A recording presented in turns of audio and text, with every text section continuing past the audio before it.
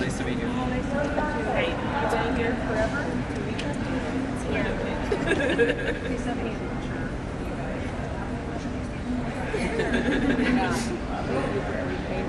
Yeah. Hi. Good afternoon, everyone. I am Kristi Noem. I'm the Secretary of Homeland Security. Thank you so much for coming out today. We have some very exciting news to announce that today we have started a new no shoes policy with the Department, the Transportation Security Administration. TSA will no longer require travelers to remove their shoes when they go through our security checkpoints. This is something that I know for quite some time people have talked about and discussed, and we know that when President Trump was elected that he pledged to make life better for all Americans, and that includes those who are travelers going through our busy airports. We want to improve this travel experience, but while maintaining safety standards and making sure that we are keeping people safe as they go to take their vacations, travel for work, or spend time with their families. So we took a hard look at how TSA does its business, how it does its screening processes, and what we do to make people safe, but also provide some hospitality as well. Now, this is especially important to streamline the process and look at efficiencies that we can build in as we build up for some big events that are going to be coming here in the next 12 months here in the United States of America. As you all know, right now we have the club championships going on. A lot of travelers and visitors are coming into the country, but next year we will also have the Olympics that will be in the United States of America. The World Cup matches will be happening, as well as many America 250 events. All of those will bring us record travelers to the United States. Many, many people will be on airlines traveling in and out of our airports, and it's important that we find ways to keep people safe, but also streamline and make the process much more enjoyable for every single person. TSA first implemented the no shoes policy in 2006, almost 20 years ago. And in those 20 years, since that policy was put in place, our security technology has changed dramatically. It's evolved. TSA has changed. We have a multi-layered, whole-of-government approach now to security and to the environment that people anticipate and experience when they come into an airport that has been honed and it's been hardened. We are very confident that we can continue to provide hospitality to folks and for American travelers and for those visiting our country while maintaining the same standard of security for passengers and for our homeland. The key to our approach is layered security. Passengers will still pass through multiple layers of screening. They'll also go through identity verification, and in fact, TSA has recently experienced some fantastic success with implementing Real ID. As you know, Real ID was put into statute over 20 years ago, and we recently put that into place that it went seamlessly. In fact, right now we are experiencing over 94% compliance with passengers who come through our airports and screening processes with Real ID compliant identification. Now, as you know, most of those IDs, if they're driver's licenses, they'll have a star in the right-hand corner. They may use other federally recognized identifications such as passports or tribal IDs or military IDs. But many people thought that when Real ID was implemented that it would be difficult. It would, some in the mainstream media talked about it being Armageddon, that it wouldn't be able to happen, and it has happened seamlessly because of the hard work of those who work within TSA and because of our security officers who worked very hard to make sure that passengers were compliant, but to do it in a way that facilitated their traveler. So please, I'd encourage all Americans to still go out there if you don't have your Real ID yet. It does help us identify who you are and keep passengers safe. And we would encourage you to go so and to do that. Now, we're just getting started. We've implemented several transformational changes at TSA and our security checkpoints already just since the Trump administration has come into office. We have recently piloted different types of security lanes. We have family lane security checkpoints that are open at several airports that allow families to get screened separately from other people so that it can be very accommodating for them and their experience with children or small babies. We also have implemented around some of our air bases and facilities facilities the ability to have a military lane that expedites the process for those who currently served in our armed services, those who are stepping up to defend our freedoms, that they can have a security checkpoint specifically dedicated to them and in those areas where we see high traffic volumes of those who serve. With this no shoes policy, we anticipate that Americans and travelers and those coming into our country will be very excited that they will no longer have to remove their shoes. The one thing that I will say is that doesn't mean that there won't be times once in a while where someone will have to remove their shoes. If they get put into a different situation or need additional layers of screening where that may be asked of them. But overwhelmingly, the policy will be that no longer will that be required of every single person that comes to a checkpoint. The golden age of America is here. We're so excited that we can make the experience for those individuals traveling throughout our airports in the United States much more hospitable, more efficient for them, more timely, and that they can get to their destinations and spend much more time with their loved ones and with their families and with those accomplishing great things for their future. So with that, I will open it up to any questions that any of you may have. Yes, ma'am.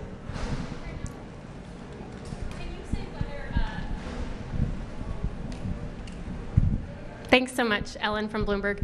Can you say whether travelers who don't have real IDs will have to take off their shoes? Yeah, that is not going to be specifically required for individuals who don't have real IDs. They still won't have to take off their shoes. If they do get flagged for a different reason or need additional screening, that may be required of them, but they won't be specifically identified as someone who has to remove their shoes. I do want to introduce behind me too as well. We have some fantastic TSA officers behind us, some employees working with TSA, and then also we have Ha and Adam who have been here working in leadership in TSA. That I've been so grateful for them in their out-of-the-box thinking at how we implement reforms and make this experience much more available for those individuals who are traveling through our airports. I'll come to you next. Good afternoon, Secretary Nicole Johnson from Reuters. Yes. Question, what recent changes to security equipment or threats data has offered you the assurance to make this change? We've gone back and looked at our security processes, looked at the efficacy of everything that we do, every screening process that we have to see what results it is giving us, what information it is giving us about travelers, and then our technologies, if it's giving us the information we need as far as the screening of individuals, whether it's magnetometers or whether it is processes where they're being identified by a TSO. So all of that has been evaluated to see what is affected, what should stay in place, and what should be removed to streamline the process. Yes. Hello. Roberto Macedonio for NTN 24. Ms. Secretary, I would like to ask you about President of Colombia, Gustavo Petro. He sent a letter to Donald Trump retracting his accusations about the U.S. government was doing a coup d'etat in Colombia. Do you have any opinion? That the president was doing what in Colombia? He was conspiring against the Colombian government to take them off of the power. This is what President Petro said about Marco Rubio. He sent a letter to Donald Trump retracting himself after these accusations. What do you think about that Petro did? Well, I won't speak to that today since we want to focus on the American security here at our airports today. But I know that President Trump is working very hard to build relationships with all countries in order to make sure that we are returning their citizens back home that may be in our country illegally committing crimes. We've had conversations on security agreements with Colombia, and I know that also trade negotiations have been ongoing with the country as well, and we're hoping for a better relationship there. Yes. Hi, Madam Secretary. Luke Bauer with ABC News. Can you talk a little bit about what the next steps are, what the timeline looks like, when this will be implemented, and then why now? What is the reasoning for this policy to be put in place now? And then I have an off-topic question. Well, as soon as President Trump came into office, he encouraged all of us as cabinet secretaries to evaluate every agency and department, see what we can do to save taxpayers money, keep more money in their pockets, to give them more opportunities to enjoy their freedoms and liberties, to keep them safe. And certainly that is my job as Homeland Security Secretary, is to evaluate everything that we do and make sure that we're protecting American citizens here in our homeland. So in working with TSA, we've gone back and evaluated all of our security screening processes and looked at how effective they've been, if they've yielded the results that we want, what kind of technologies can we implement that will keep people safer. I'm excited about the fact that we have the big, beautiful bill that has been signed and put into law. That'll give us resources that we can continue to invest in new technologies. That gave us the opportunity to focus on exit lanes. We can implement technologies there, new screening processes that will help us screen your bags faster, make sure that when we're going through checkout lanes and security lanes that we have the ability to scan individuals. Potentially, if people choose to opt in, use biometrics to identify people quicker so that they have the ability to go through much more in a streamlined fashion. So all of those resources will be plugged into making this a much more efficient, safe, and I would say advanced security system than we've ever had before. But that is, I think, the key to all of government under President Trump's administration, is that we evaluate everything that we do and make sure that it is something that is best serving the American people. And that's one of the reasons that you see this policy being implemented today. Yes. Hi, Sarah Ploss with CBS News. Yeah. A little bit of a two-part question for you. Sure. Is this an immediate nationwide rollout starting today? Yes. And then do you feel like immediately you have every airport nationwide has the capability to stop, a shoe bomb or whatever it might be right now from making it through security? We've gone back and evaluated this process and how we screen individuals and looked at the efficacy of it and making sure that everything that we do matters. And if it is something that is beneficial, that helps us in the screening process, we will continue to do it. So there will be individuals at times that will be asked to remove their shoes. If we think there is additional layers of screening that is necessary, that may still happen to an individual. But we are excited with the fact that we have the technology now, that we have the multi-layers of screening in place that we've built in over the recent several years that give us the ability to allow our travelers to keep their shoes on. Yes. Hi. I'm Pavan from Politico. The Supreme Court ruled this afternoon to allow President Trump to move forward with mass firings of federal workers. Will the TSA move forward with a reduction in force, and what could that look like and when? We'll continue to evaluate the decisions out of the Supreme Court, but as always, we comply with court requirements and federal court decisions. Yes. Hi, Alexandra Scores, CNN. Yes. I'm wondering if this shoe removal policy, was that some level of security theater? Why did we do it all these years? Everything that TSA does and requires of travelers has always been necessary, but they have advanced over the years. Since the no-shoes policy went into place in 2006, we have made advancements in how we screen individuals.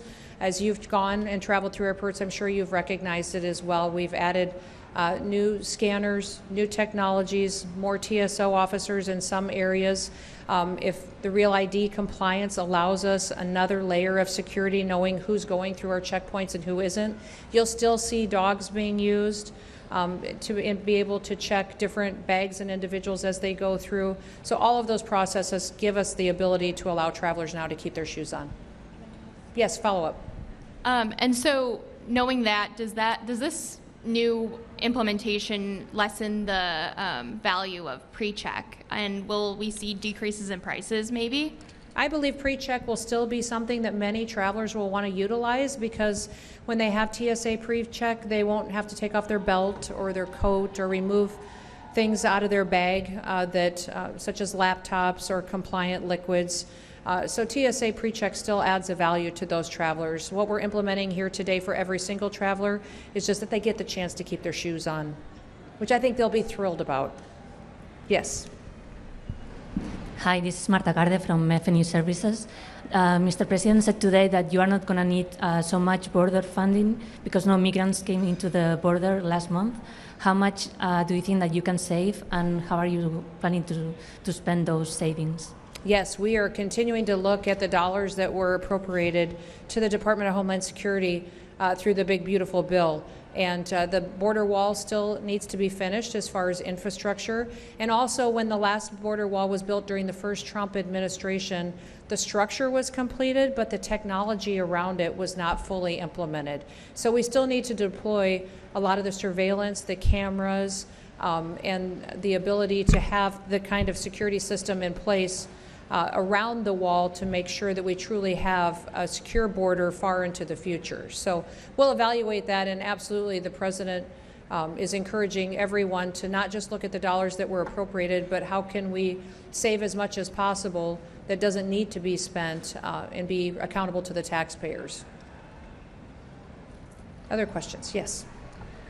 Each airport has different equipment with varying capabilities. How will you be sure that every airport in the U.S. has the necessary technology it needs? We've evaluated the equipment that every airport has and are fully confident at the no shoes policy that we still have the security needs in place at every single checkpoint. I think you'll be excited to hear, though, that we have the ability now to implement even more technologies. And we will be piloting several different security checkpoints across the nation at different airports that will allow individuals to come in through a security checkpoint and maybe not even have to interact with officers at all, walk through machines, keep their bag with them, not remove laptops. All of those are technologies that we're exploring right now that we could put into place. And I think over the next 6 to 9 months, you will see across the country pilot lanes and security checkpoints that will give us even more advancements and make this security process much more streamlined for the traveler. Yes. With the new technology you're talking about, is there any plan to take a look at the liquid rules or any other rules like that? I would say that every rule is being evaluated. All of you have traveled, and all of you know that sometimes the checkpoints can be cumbersome and unpredictable based on what the situation is there. And so with removing your technology, the liquids, your belts, your coats, your shoes, all of them are being evaluated and looked at, but it can only be accomplished if we have the adequate technology to make sure we're doing this safely and still keeping our systems hardened against those who would wish to perpetuate criminal activity against our airlines or those who would travel in our airways. So we'll continue to look at them, but no announcements made in those areas today. One more question. Yes, sir. Well, we'll do two because I saw both of you, so we'll do those two. Ethan Beck, Washington Post. Earlier today, a Border Patrol agent in Van Nuys, California, said that 3 individuals had been arrested for attempting to disable vehicles, that they'll face felony charges. I'm sorry, I can't hear you. You want to say that again? Yeah. A U.S. Border Patrol agent in Van Nuys, California, said that 3 individuals had been arrested for attempting to disable vehicles and that they'll face felony charges. Can you confirm which agency actually arrested them and the charges filed? I can't confirm that for you, but I will follow up with you on that. Yes. And I do want to remind everybody that when it comes to security, I'm very grateful for all of our law enforcement officers, for our security officers here that work with TSA as well, for what they're doing to protect the American homeland.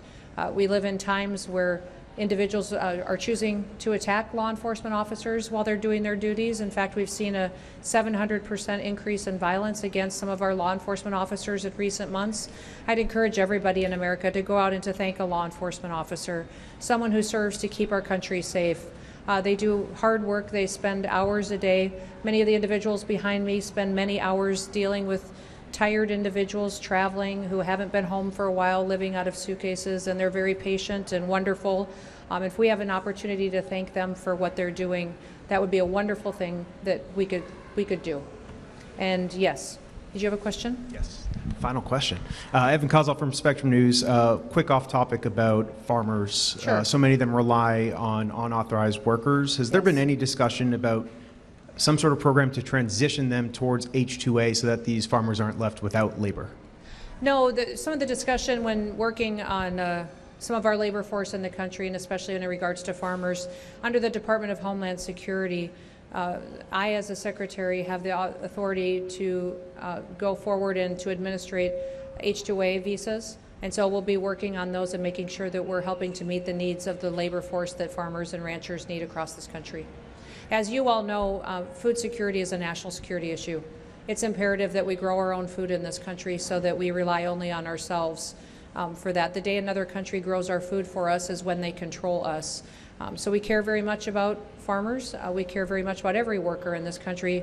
But number one, this president cares about upholding the law. And we will be a nation of laws that will make sure that the laws are applied equally to everyone. And that we no longer, like the previous administration, pick winners and losers and decide what law we're going to enforce and who it applies to. All right, well, thank you so much, and we will be around for a little bit if any of you have follow-up questions. And thank you once again to Adam and to Ha for all their hard work in making sure that we're continuously evaluating the travel experience for every single person coming through our airports. I think most Americans will be very excited to see that they get to keep their shoes on, and it will be a much more streamlined process going forward. Thank you. Have a wonderful day.